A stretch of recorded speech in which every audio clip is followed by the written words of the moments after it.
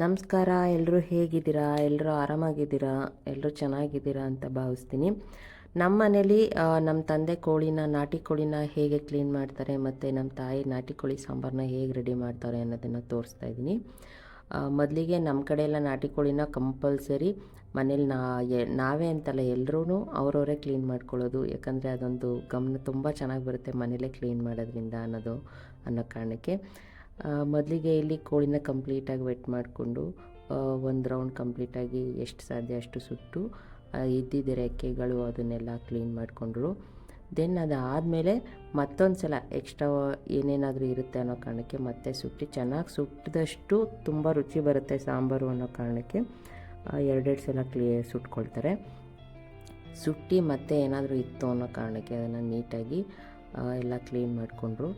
ಅದಾದಮೇಲೆ ನೀಟಾಗಿ ವಾಶ್ ಮಾಡಿಕೊಂಡ್ರು ಕೋಲ್ಡ್ ವಾಟರಲ್ಲೇ, ಅಂದರೆ ನಾರ್ಮಲ್ ತಣ್ಣೀರಲ್ಲಿ ವಾಶ್ ಮಾಡಿಕೊಂಡ್ರು. ಅದಾದಮೇಲೆ ಇನ್ನು ಕೋಳಿ ಕಂಪ್ಲೀಟಾಗಿ ಕ್ಲೀನ್ ಮಾಡೋ ಪ್ರೋಸೆಸ್ನ ಶುರು ಮಾಡಿಕೊಂಡ್ರು. ಇದು ನಮ್ಮ ತಂದೆ ಕಟ್ ಮಾಡೋ ರೀತಿ. ಇದೇ ರೀತಿ ನನಗೂ ಹೇಳ್ಕೊಟ್ಟಿರೋದು. ಇದೇ ರೀತಿ ನಾನು ಏನಾದರೂ ಮಾಡಲೇಬೇಕು ಅಂತಂದಾಗ ನಾನು ಇದೇ ಮೆಥಡಲ್ಲೇ ಯೂಸ್ ಮಾಡಿಕೊಂಡು ಕೋಳಿನ ಕ್ಲೀನ್ ಮಾಡಿದೆ. ಆ್ಯಕ್ಚುಲಿ ನಾನು ನಮ್ಮ ತಂದೆನೇ ಕೋಳಿ ಕ್ಲೀನ್ ಮಾಡೋದು, ಬಟ್ ನಾನು ರೆಕಾರ್ಡ್ ಮಾಡಬೇಕು ಅನ್ನೋ ಇಂಟೆನ್ಷನಿಂದ ನನ್ನ ತಾಯಿನ ಹೆಲ್ಪ್ ಮಾಡಲಿಕ್ಕೆ ಬಿಟ್ಟು ನಾನು ರೆಕಾರ್ಡ್ ಮಾಡ್ತಾಯಿದ್ದೀನಿ.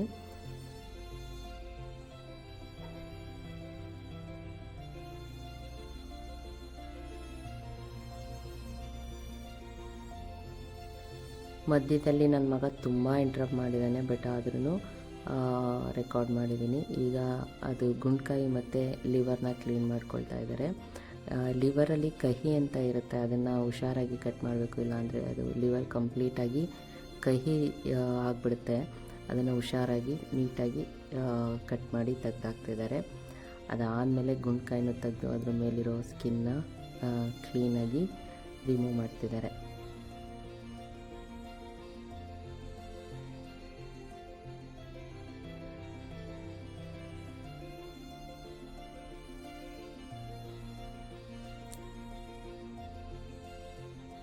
ನಾಟಿ ಕೋಳಿ ಸ್ವಲ್ಪ ಗಟ್ಟಿ ಇರೋದ್ರಿಂದ ಸ್ವಲ್ಪ ಟೈಮ್ ಹಿಡಿಯುತ್ತೆ. ಬಾಯ್ಲರ್ ಕೋಳಿ ಆದರೆ ಸ್ವಲ್ಪ ಬೇಗನೆ ಮಾಡ್ಬೋದು. ಇನ್ನು ನಮಗೆ ಯಾವ ಸೈಜ್ ಬೇಕೋ ಆ ಸೈಜ್ ನೋಡಿಕೊಂಡು ಕಟ್ ಮಾಡಿ ಕೊಟ್ಟರು. ಆಲ್ಮೋಸ್ಟ್ 1 kg ಇಲ್ಲ, 1 kgಗೆ ಸ್ವಲ್ಪ ಕಮ್ಮಿ ಬರುತ್ತೆ. ಬಟ್ 1 kg ಅದರಲ್ಲಿ ನನ್ನ ತಾಯಿ ಸಾಂಬಾರಿಗೆ ಪ್ರಿಪೇರ್ ಮಾಡಿದ್ರು. ಇಲ್ಲಿ ನೋಡಿ ಆಲ್ಮೋಸ್ಟ್ ಇಷ್ಟು ಬಂತು ಕಟ್ ಮಾಡಿದ್ಮೇಲೆ. ಫಸ್ಟು ಒಗ್ಗರಣೆಗೆ ಇಲ್ಲಿ 1 ಈರುಳ್ಳಿ ಹಾಕ್ಕೊಂಡಿದ್ದಾರೆ ಮತ್ತು 2 ಗೆಡ್ಡೆ ಬೆಳ್ಳುಳ್ಳಿ ಹಾಕ್ಕೊಂಡಿದ್ದಾರೆ. ಆ್ಯಕ್ಚುಲಿ ನಾನು ರೆಕಾರ್ಡ್ ಮಾಡ್ತೀನಿ ಅಂತ ಸ್ವಲ್ಪ ಅವರು ನರ್ವಸ್ ಆದರು, ಹಾಗಾಗಿ ಮಾಡಬೇಕಾದ್ರೆ ಸ್ವಲ್ಪ ಹಾಗೆ ಹೀಗೆ ಇದಾಗಿದೆ ಅವರಿಗೆ. ಸ್ವಲ್ಪ ಕಾಳು ಮೆಣಸು ಹಾಕ್ಕೊಂಡಿದ್ದಾರೆ. ಚಕ್ಕೆ ಲವಂಗದ ಪುಡಿ ಮಾಡಿ ಇಟ್ಕೊಳ್ತಾರೆ ನಮ್ಮಮ್ಮ.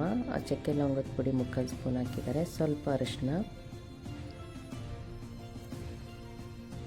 ಜೊತೆಗೆ ಶುಂಠಿ ಮತ್ತು ಕೊತ್ತಂಬರಿ ಸೊಪ್ಪನ್ನ ತೊಗೊಂಡ್ರು. ಶುಂಠಿ 1-2 ಇಂಚಷ್ಟು ಗಾತ್ರ ತೊಗೊಂಡ್ರು. ಕೊತ್ತಂಬರಿ ಸೊಪ್ಪು ಕೈಲಿ 1 ಮುಷ್ಟಿ ಬರುವಷ್ಟು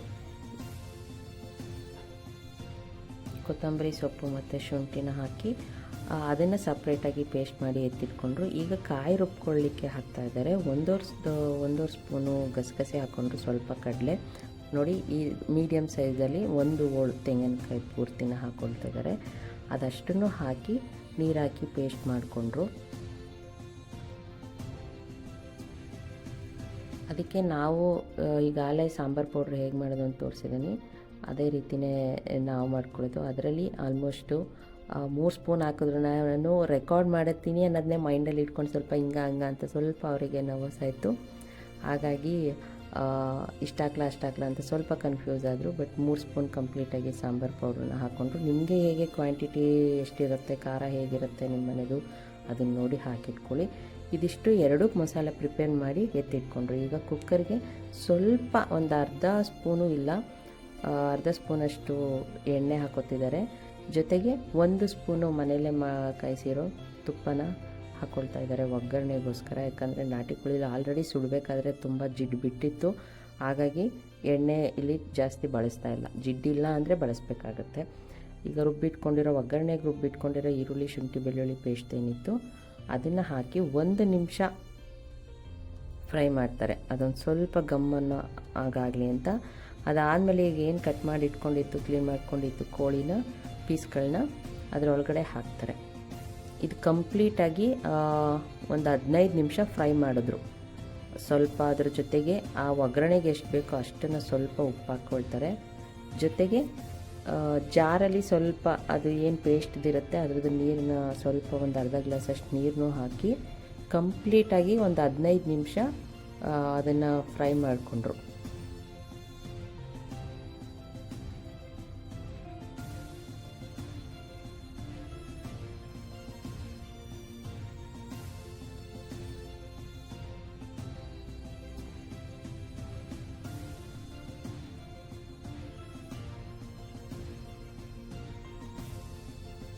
ಕಂಪ್ಲೀಟಾಗಿ ಒಂದು 15 ನಿಮಿಷ ಕುಕ್ ಮಾಡ್ಕೊಂಡಾದಮೇಲೆ ಈಗ ಕಾಯಿ, ಗಸಗಸೆ ಮತ್ತು ಕಡಲೆ, ಸಾಂಬಾರು ಪೌಡ್ರನ್ನ ಹಾಕಿ ಏನು ಪೇಸ್ಟ್ನ ರೆಡಿ ಮಾಡಿ ಇಟ್ಕೊಂಡಿದ್ರು ಅದನ್ನು ಹಾಕ್ಕೊಳ್ತಾ ಇದ್ದಾರೆ. ಈಗ ಸಾಂಬಾರು ಕನ್ಸಿಸ್ಟೆನ್ಸಿ ಹೇಗೆ ಬೇಕೋ ಅದನ್ನು ನೋಡಿ ಕಾಯಿ ಹಾಕ್ಕೊಂಡಿದ್ರು. ನಿಮಗೆ ಜಾಸ್ತಿ ಬೇಕು ಅಂದರೆ, ಕಡಿಮೆ ಬೇಕು ಅಂದರೆ ಅದರಲ್ಲಿ ನೀವು ಕಡಿಮೆ ಅಥವಾ ಜಾಸ್ತಿ ಮಾಡ್ಕೋಬೋದು.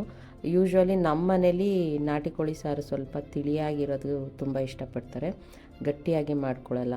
ಮ್ಯಾಕ್ಸಿಮಮ್ ಎಷ್ಟು ಸಾಧ್ಯ ಅಷ್ಟು ತಿಳಿಯಾಗಿ ಮಾಡ್ಕೊಳ್ತಾರೆ. ಆ ಕನ್ಸಿಸ್ಟೆನ್ಸಿ ನೋಡಿಕೊಂಡು ನೀರು ಹಾಕಿದ್ರು, ಮತ್ತು ಮೊದಲೇ ಉಪ್ಪು ಹಾಕಿದ್ರು. ಜೊತೆಗೆ ಈಗ ಸಾಂಬಾರಿಗೆ ನೋಡಿಕೊಂಡು ಎಷ್ಟು ಬೇಕಷ್ಟು ರುಚಿಗೆ ತಕ್ಕಷ್ಟು ಉಪ್ಪನ್ನ ಹಾಕಿ 2 ವಿಷಲ್ನ ಕೂಗಿಸ್ಕೊಂಡ್ರು. ಕೋಳಿ ಹೇಗಿರುತ್ತೆ ಅದ್ರ ಮೇಲೆ ಡಿಪೆಂಡ್ ಆಗುತ್ತೆ ಯಾವುದನ್ನೇ ಆದ್ರೂ ನಾವು ಬೇಯಿಸ್ಕೋಬೇಕಾದ್ರೆ.